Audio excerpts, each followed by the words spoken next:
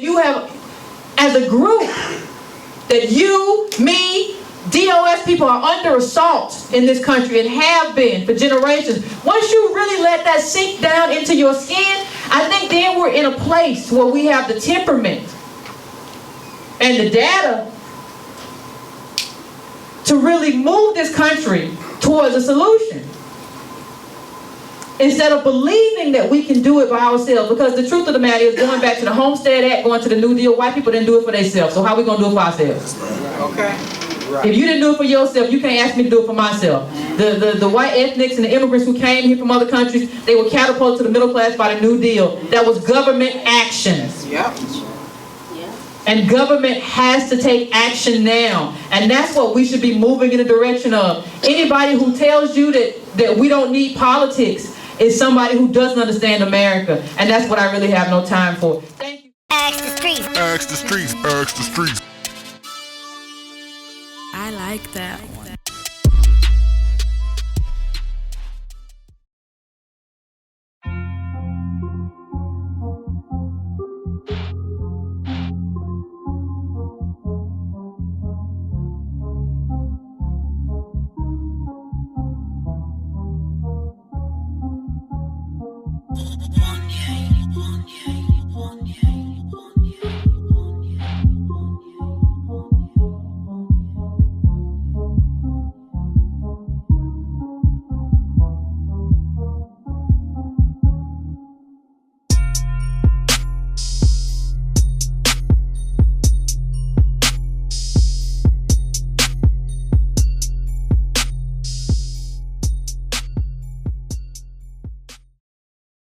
Straight into this. I wanna thank you for being my Antonio Moore today. Okay.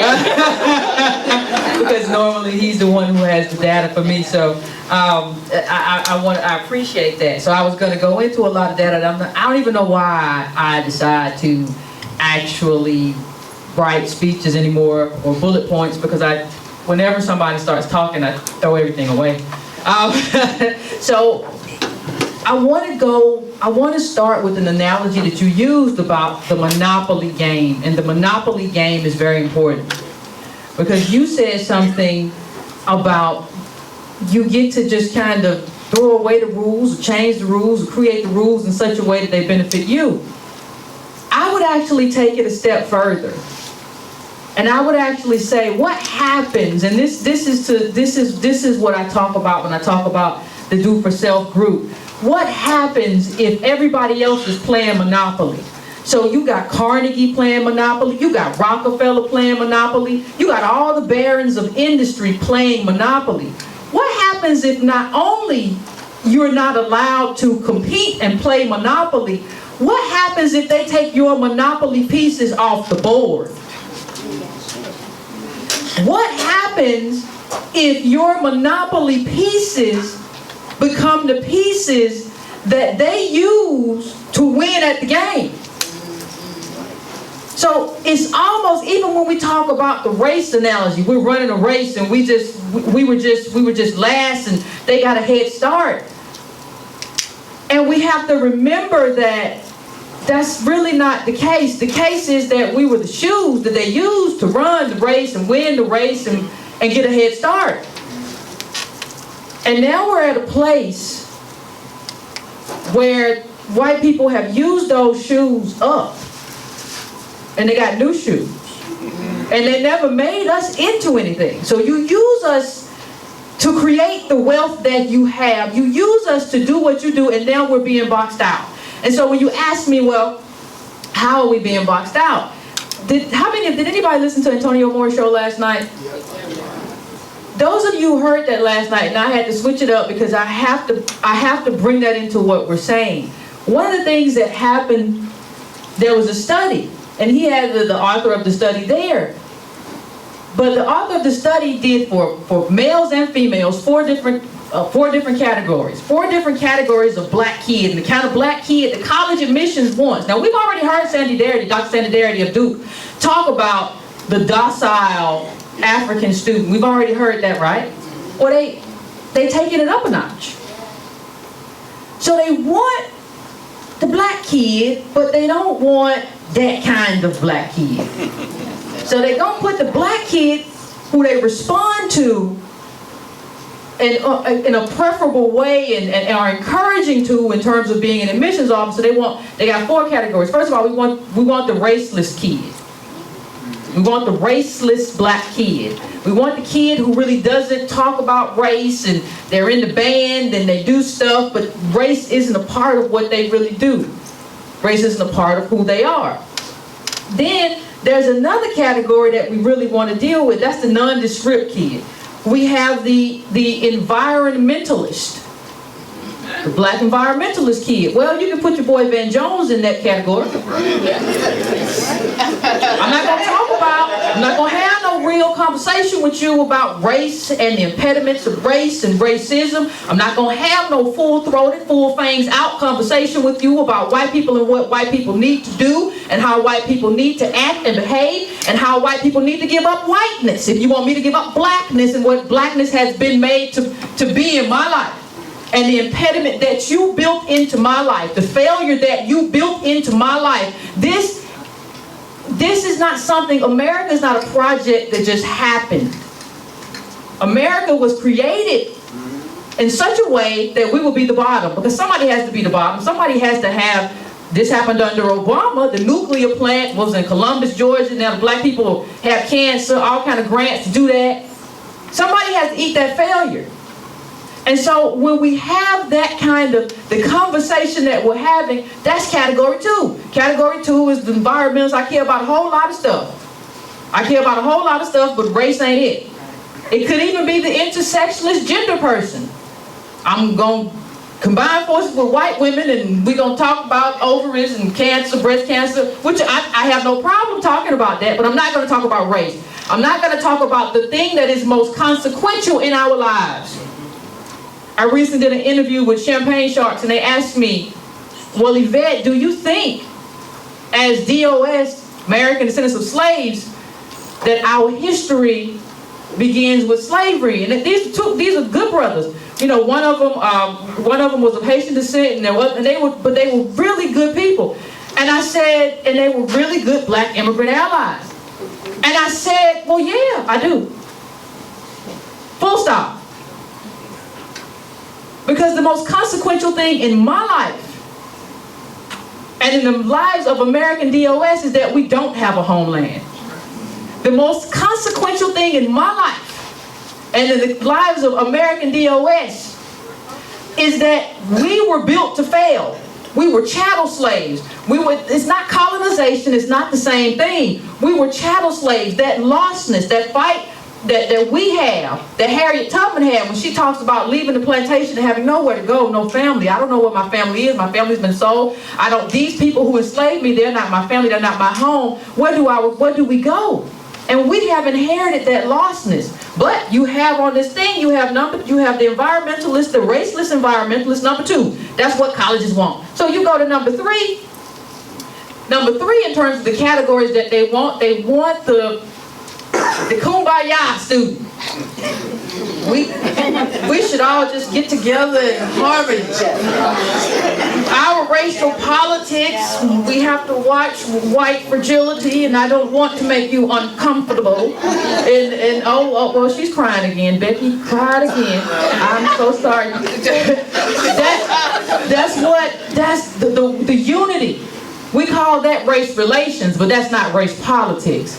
Race politics is far more confrontational. And if you are not prepared to be that kind of fly in the buttermilk, for lack of a better word, I'm Southern and country, so I use Southern and country slangs, and I apologize for that off top. But if you are not prepared to understand that that's what our politics looks like, then you are the kumbaya. And that's what they want. Now what they don't want is number 4. They don't want the black radical. You send them something that shows that you are a student who cares if you're opposed to this sort of anti-blackness and you're going to work on behalf of black people. You do that, and that you're not the student that they want. And I say that to say that this is designed, everything is designed in such a way to box out us and the fight for our rights as citizens. Because I don't know, people say, well, why do you talk so much about citizenship? I don't know what we have other than citizenship. We don't have no money. Middle black families worth $1,700. Let me give you a small piece of data. 15% of white families worth $1 million. $1 million of those are worth $10 million. Now I want you to think about middle black family being worth $1,700 once you take out all the depreciating assets, and think about how we gonna do our own and do for self and do everything that we've been called upon to do.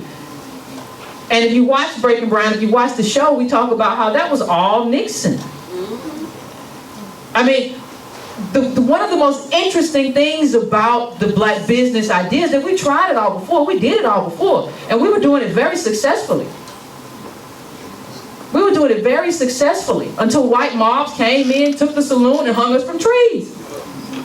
It's not that we haven't done black businesses. We were not allowed to have them and have them run and be profitable. You see at the beginning of Reconstruction, what you see at the beginning of Reconstruction is black elected officials, senators, all of that. And then we don't governor of Louisiana, black man, 1800s. You don't see that again until 1980s, right? That is a plan. Like, the one thing you have to, if there's only one thing I can get through right now, I want to get through and make it clear that America is a very intentional and racist project. And I want to read something, because when we talk about that monopoly game, one of the things I want people to be clear to understand, there was a great article, a great expose by the New York Times a few days ago about Donald Trump and Donald Trump's wealth and where it actually came from. And Fred Trump, who was Donald Trump's daddy, Fred Trump provided money for Donald Trump's car, money for his employees, money to buy stocks, money for his first Manhattan offices, money to renovate those offices. He gave him shares in multiple partnerships. He gave him $10,000 in Christmas checks. He gave him laundry revenue from his buildings. He also gave him trust funds that were used to transfer a majority of Fred Trump's empire to Donald Trump and his living siblings. Now, what I want to say is also this. Where did Fred Trump get his money? Well, Fred Trump was part of the building of houses for people who were white people who were getting loans and mortgages from the federal government. So you can say that. So let's talk about being taken off the board. What would have happened if we had those mortgages and there were black business people who could then make money off building those homes? That's what you call not being taken off the board. If that had been allowed to happen, we would have a real class structure. We would have real wealth. But what happened in the color of law that you talked about, we got taken off the board. So we didn't even get allowed to play that game that Fred Trump played, that he transferred to his son. And nobody's building anymore. We're in a different era. There's a great book called Plutocrats where one of the Indian billionaires said, no, we don't even really do business in America anymore. It's too hard. It's not, and they're not building as much. They're not building. Everything's already built. They have all the buildings they need. They have all the wiring they need. They have all the structure. All the land is already owned. No, it's too hard. The margin is too small. You had to have been, see, this is something that we don't understand in terms of timing. Timing isn't static. You would have to have had this during a very specific time. You would have to have been white during the period where there were no labor laws. You could work somebody till they passed out and died. That's what they did with convict leasing. When you talk about being the shoes, once we got quote unquote free, they brought us to these, they could pick black people up off the street, mostly black men up off the street, and bring them to these convict leasing firms. Well, I can get you to work for free. Build a railroad, make me rich. And I'm going to pass that money down through generations. That's how America works.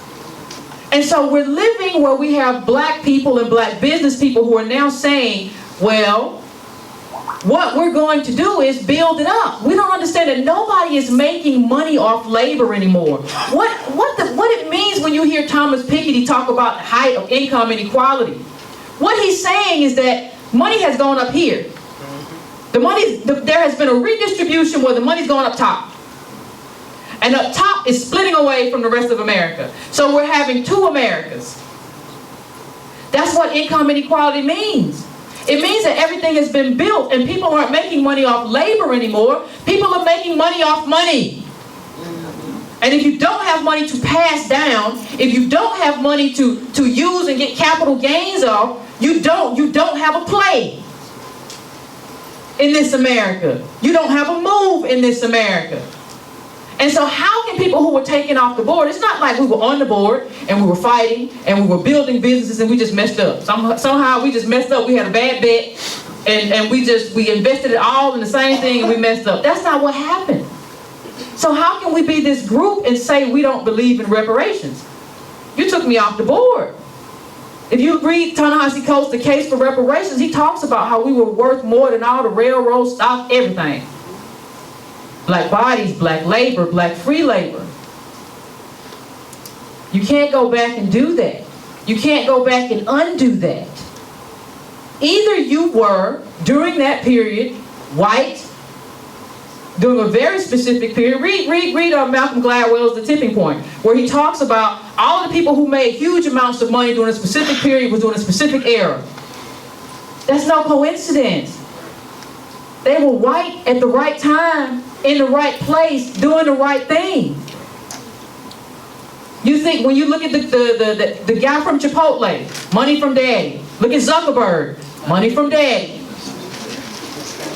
What would it take to be able to get $300,000 from your father in like 1990s? You have to be white. And don't tell me, you say, well, no, I don't think that's right. But the 99th percentile of black people have 1.5 million. We're talking 1.5. 1.5 ain't even giving out 300. And these are boomers. These are not young people. There is no young money. Did you all see Damon Wayans? The other day crying about he's too old and sick and got diabetes and he can't work 16 hours a day on that film shoot. He can't do that no more. Now, how many of you were in school when I was in school and you remembered In Living Color and you remember how people talked about this is what we ought to be doing right here, doing for ourselves. This, yeah, they got a whole show. They got the white girls. They did all this stuff. What they talking about? What was it? What was that movie? White girl. What was it? White chicks. Yeah. Well, they doing their own stuff. That's what we ought to do. Well, how did he end back up at this set where he's sick and said I can't work and looked like he about to cry? Obviously something didn't work out. Now we're going to have an honest conversation about what didn't work out, or we're just going to pretend like the whole family messed something up. Are we just not going to pretend like they probably wasn't getting the money they was getting? And like white people don't have that locked down? You saw LeVar Ball talk about he going to do a shoe. Everybody going to, you just hate black business, Yvette. He going to do his shoe. And you support his shoe. I'm not telling you anything about the shoe. I'm telling you that white capital got it locked down, distribute. See, you don't understand. The shoe is just the end of the cycle. The shoe is just the thing that comes out of a whole distribution chain that's already locked down by white capital. The factory, the distribution channels, the cost. They can call right now and say, hey, just don't make the stupid shoe. They can call right now to the Chinese factories and say, listen, if you do his contract, we're gonna pull out our contracts, and you just finish. But you're a businessman, and you understand business, but you don't understand distribution. You understand business, but you don't understand power. You understand business, but you don't understand the social capital and the multi-trillion-dollar networks that Nike and Adidas have and have had for decades. And how if you ever became a threat, they would use that to just shut you out. There are limits. There are gaps in our learning, and that's why they like these 4 groups. So now it used to be, is you would say, what was that old quote? Harvard has ruined more black scholars than bad liquor. What was that quote? What was it? Like that. You know, and now they don't want to ruin you though. Now that the expectation that you come to us ruined. Okay. Right. We want you to come to us raceless. Okay. And the con for us is to believe, well, I'm going to come there, but see, once I get there, I'm going to do my thing, and then they're going to let you, well, once I get a job, though, and I'm going to really be able to be my own person. Yeah, but see, it wasn't the right job. If by the time you know it, you're 55 and you haven't done anything beneficial or meaningful for your group. Okay. And you don't understand that that's the setup. And that's why these colleges are doing what they're doing. And that's how they're getting away with it. But it's not anything new. This is just the con. This has always been the game. They just perfected every time. They just tweak some. Okay, it's too many of them. They've been out here protesting on campus, being loud, talking about safe spaces. We're going to tweak this a little bit. We know how to tweak it. We know how to tweak it. They always know how to tweak it, and this is always the plan. So the question becomes, what do we do? I'm not here to try to, depress anybody, but I think you have to understand. I think everybody has to understand, like, where we are. People love to come to me and say, well, what's the solution? Okay, wait a minute, okay. So you want me to fix 500 years of oppression in, like, this week? Like, is that a real expectation? And the other question becomes, why do you psychologically have a need for a quick fix? Right. Okay. As opposed to a need to, like, do the work in a way that is very self-interested. A very self-interested way of looking at life. We are a group from chattel slaves. That is the most consequential thing to happen to us. And we are a specific group. We're not people of color. There's a lot of colors on these boards. There's a lot of colors of people. All were created by melanin. A lot of people, they're not necessarily our people. Lineage is everything. Sharecroppers, slaves, free labor. We need to learn to count advantage and count disadvantage. Because the cost, just like you see these people who come from wealth, the Ta-Nehisi Coates, the cost of the case for reparations, just like you see that they still have that wealth is still in the economy, what you have to understand is that this poverty is still in us. And it's not just a poverty of money, the dysfunction. So you want to make fun of the crackhead, but you don't understand what created that addiction.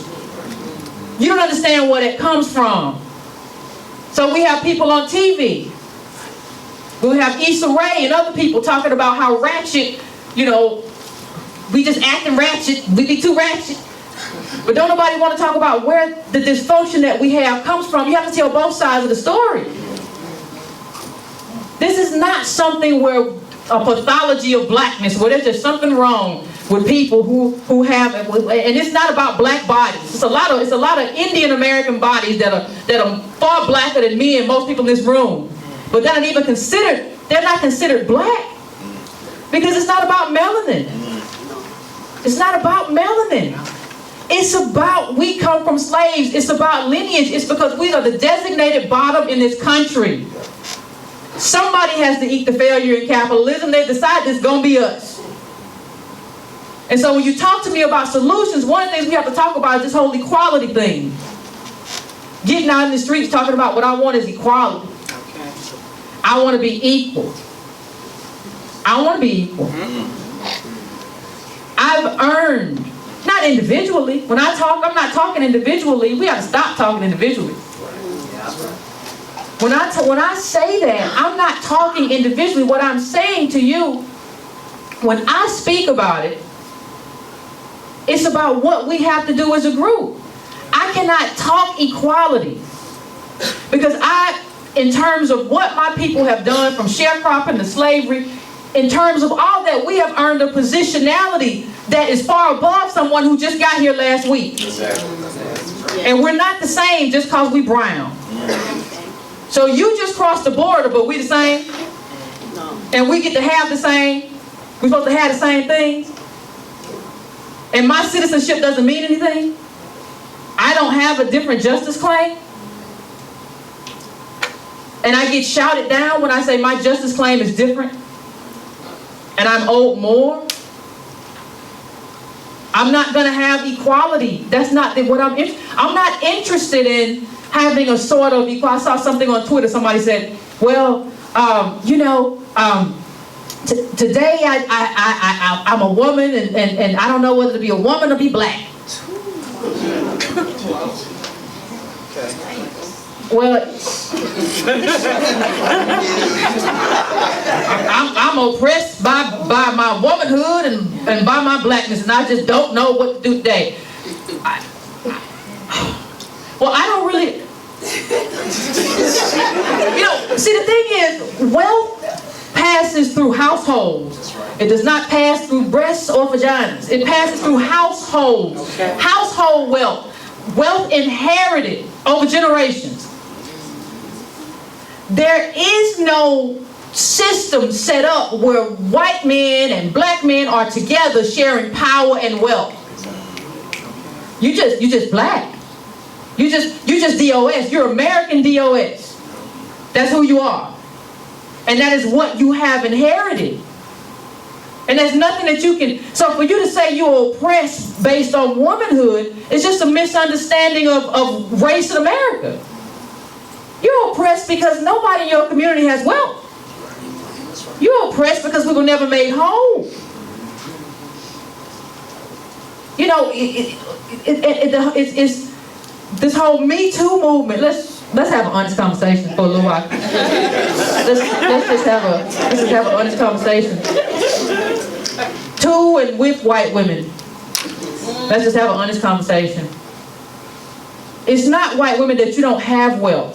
You're upset because you don't control the wealth. That's not who we are.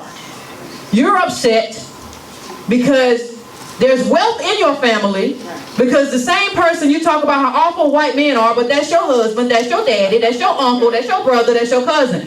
What you're upset about is the fact that in your household, in the way the system is set up, you have less control over the wealth. That's not a battle that I'm fighting. So there is no sameness in terms of that. There is no, well, we fighting the same fight and we in this together. No, Heidi. Ain't nobody fighting the same fight. Now I have a fight, but that ain't it. I'm not fighting my brother or daddy for the wealth. I'm not telling my daddy, well, you should not leave that to my brother. I need that and that's supposed to be mine and you're doing too much for him. That's not my fight. That's not my fight. White women, it's not my fault that you're just upset about your cut of the money. That's not my fault. That's got nothing to do with me. That's not my fight. My fight is that my whole group. See, the bottom half of black America is worth less than $1. Half of black America lives off less than $15 an hour. And people say, well, white people are poor too. No, we're talking about the bottom of white people. This is all of us. And even poor white people are worth $10,000. It's not the same. And so when we talk about solutions, one of the things that we have to talk about is the politics of inherited wealth. And what are we going to do politically? If Obama proved one thing to us, is that this pragmatic, conciliatory, I'm going to have a conversation with the Tea Party and they're going to come around, ingratiator in chief, this kind of politics isn't our politics. And if that's all you're going to do once you get elected, then you might as well not get elected. If that's all you're going to be, then there's no reason for us to waste our political capital and effort on you. We should talk about, we should still have a meeting about if there's ever another black president. Obama had billions of dollars in his a giveaway, not attached to anything. He entered with the biggest Democratic majority since the early 90s in terms of Congress. He didn't audit the banks. and ask the banks, how much money are you lending to black business? He didn't do any of that. These are things that didn't require Republicans in Congress. But they did require a man who understood American blackness. They did require a president who had some blood equity in this country. They did require somebody who, maybe like me, had a mother who was a sharecropper and who saw her grandparents living in dire poverty before they passed. It requires an understanding and a dedication to a specific group, which is us. So I don't have much before I close out. I just got time. So when people ask me about a solution, one of the things and this piggybacks off something you said that was very important when we talk about home ownership. I want you to understand and take away that home ownership is not about a house. Home ownership is buying into the wealth of a community. It is about community wealth. Our wealth is community wealth. So one of the things we got to do is we gotta stop trying to get away, and we're gonna leave the whole ghetto behind. We're gonna try to just escape ourselves. That's not work. That's not community uplift. It's good for you as an individual, but it's not community uplift. And if we want to do good politics, we got to stop talking about individual solutions. We got to understand that we are now a community in collapse. When you look at Wisconsin and you see most of the people, the DOS people who live there are living in either projects or jails.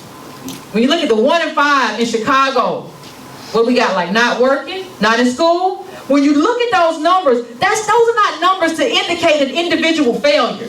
Those numbers indicate systemic collapse. And systemic collapse doesn't come by individual action or inaction. If you have, as a group, that you, me, DOS people are under assault in this country and have been for generations. Once you really let that sink down into your skin, I think then we're in a place where we have the temperament and the data to really move this country towards a solution. Instead of believing that we can do it by ourselves. Because the truth of the matter is, going back to the Homestead Act, going to the New Deal, white people didn't do it for themselves. So how are we going to do it for ourselves? Okay. Right. If you didn't do it for yourself, you can't ask me to do it for myself. The white ethnics and the immigrants who came here from other countries, they were catapulted to the middle class by the New Deal. That was government action. Yep.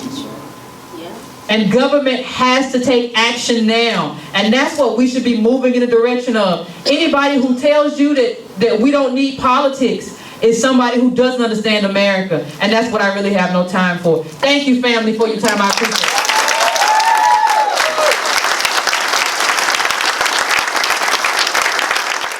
If you have questions that you would like to ask the streets, contact us at askthestreetsmedia@gmail.com. Don't forget to subscribe. Hope you liked the video.